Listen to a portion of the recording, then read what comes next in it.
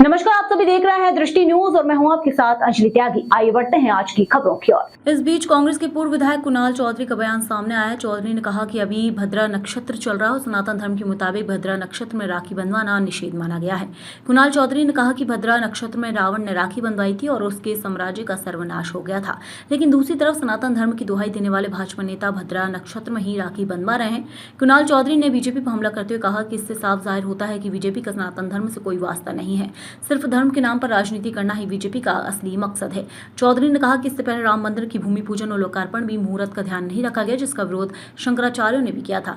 आज भी भद्रा नक्षत्र में बीजेपी के तमाम नेता राखी बंधवा रहे हैं। कुणाल चौधरी ने कहा कि स्पष्ट है, जो हाल रावण का हुआ था वही हाल बीजेपी के नेताओं का होगा, जो अपनी राजनीति चमकाने के लिए धार्मिक त्योहारों का सहारा लेते हैं।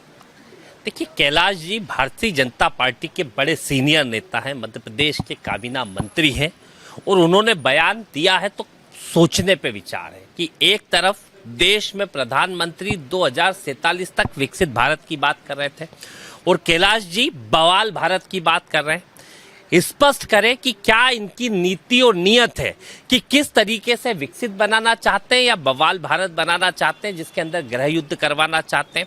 जांच एजेंसियां क्या कर रही है, क्या इनकी रीति और नीति है। अखंड भारत की बात करने वाले खंड खंड भारत को बनाने का काम करने की बात कर रहे हैं। और अगर ये भारतीय जनता पार्टी की स्थिति है कि वो देश को संभाल नहीं पा रही है, तो कांग्रेस पार्टी को देश को संभालते आता है, आतंकवादियों को ठीक करते आता है, इस देश के लिए अपनी जान देना भी आता है। ये जो लोग भारतीय जनता पार्टी अपनी नीति और नियत बता रही है, क्योंकि भारतीय जनता पार्टी जो रोज घृणा और नफरत का वातावरण फैलाने का काम कर रही है, उससे स्पष्ट है कि इस देश में गृह युद्ध की आशंका ये खुद कर रहे हैं।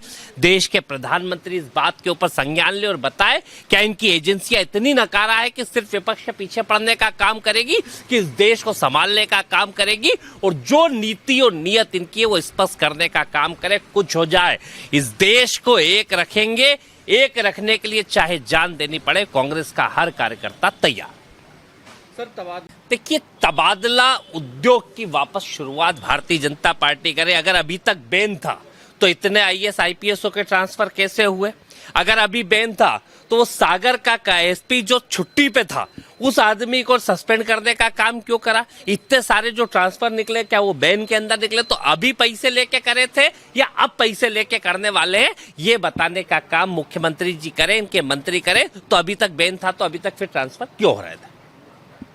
देखिए, भद्रा जिसमें रावण ने राखी बंधवाई थी, तो किस तरह के हालात रावण के हुए थे, और जो लोग अपने आप को सनातनी परंपराओं धर्म के बड़े ज्ञाता कहते हैं, वो हर बार सनातन धर्म के खिलाफ ही काम करते हैं, मुहूर्त के खिलाफ काम करते हैं। वही काम इन्होंने राम मंदिर के साथ भी किया कि उसका जो वहां पे उद्घाटन करा, जिसे शंकराचार्यों ने मना करा कि अभी कोई मुहूर्त नहीं है, अभी कोई स्थितियां नहीं है और अभी इस समय उस समय कैसे करें, उसके बावजूद इन्होंने यही काम करा। इनके लिए धर्म आस्था विश्वास की जगह नहीं है, सिर्फ धर्म राजनीति के लिए, राखी भी राजनीति के लिए बनवाने का काम कई ये जो सनातनी परंपराओं को मानने वाले भारतीय जनता पार्टी के नेता है, ये सिर्फ इनके लिए राजनीति का केंद्र है। चाहे राखी हो, चाहे राम मंदिर का भूमि पूजन हो, चाहे उसका उद्घाटन हो।